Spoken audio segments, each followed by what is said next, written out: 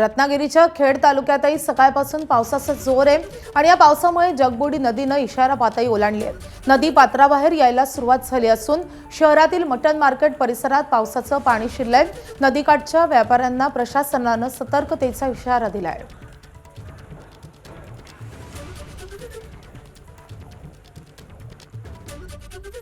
कोकणात सुरू असलेल्या मुसळधार पावसामुळे कोकणातील निसर्ग सौंदर्य खुलतंय।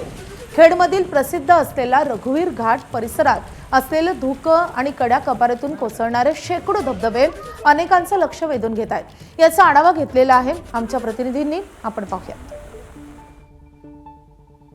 गेले 4 ते 5 दिवस कोकणामध्ये मुसळधार पाऊस पडतोय, त्यामुळे कोकणातील जे पर्यटन स्थळ आहेत त्या पर्यटन स्थळावरती पर्यटकांची मोठी गर्दी पाहायला मिळते आहे।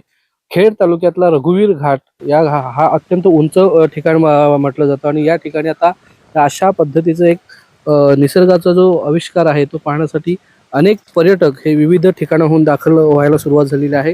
खरं तर पहिलाच रविवार आहे आणि या पहिल्याच रविवारी रघुवीर घाटामध्ये मोठ्या संख्येने जे पर्यटक आहेत ते इथे सुट्टीचा आनंद घेण्यासाठी वा निसर्गाचा जो मनमुराद आनंद लुटण्यासाठी मोठ्या संख्येने दाखल होत आहेत। समुद्र सपाटीपासून साधारण 4200 फूट हा रघुवीर घाट आहे आणि पश्चिम महाराष्ट्र आणि खेड असा हा जोडणारा महत्वाचा घाट म्हटला जातो आणि या घाटावरती अनेक जे फेसाळणारे धबधबे आहेत ते धबधबे पाहण्यासाठी या ठिकाणी मोठ्या संख्येने पर्यटक दरवर्षी येत असतात।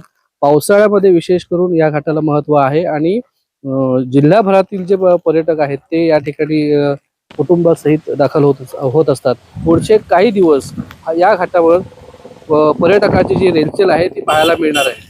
स्वप्नील घाग, एबीपी माझा, खेड, रत्नागिरी। एबीपी माझा, उघडा डोळे बघा नीट।